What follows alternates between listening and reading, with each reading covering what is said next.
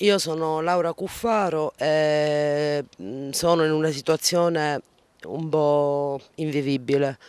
Vivo in una casa nella quale io sono entrata con mia figlia di 14 anni e da ben 3 mesi che io chiedo di aver messo la luce e l'acqua e a quanto pare non si può fare.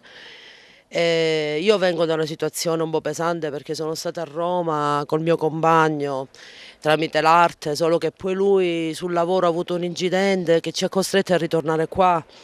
Tra l'altro io qualche anno addietro ho subito una grande angheria della vita perché mia mamma è stata fuori per motivi di salute e io vivevo lì con mia figlia, sempre più piccola.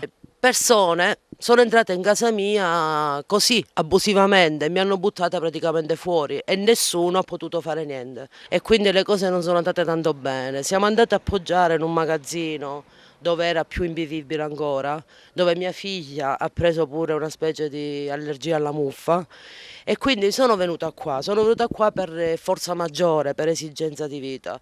Tra l'altro mia figlia avrebbe esigenza di fare pure l'aerosol, di curarsi questa allergia che io non posso fargli curare perché non ho la corrente elettrica. Cosa voglio dire? Voglio dire che chiedo all'assessore alla solidarietà sociale Gerlando Riolo di prendere questa situazione in pugno al più presto perché la cosa è urgente e venirmi incontro per darmi un'autorizzazione che almeno io posso farmi attaccare la corrente elettrica. Tutto qua. E questo è quello che chiedo.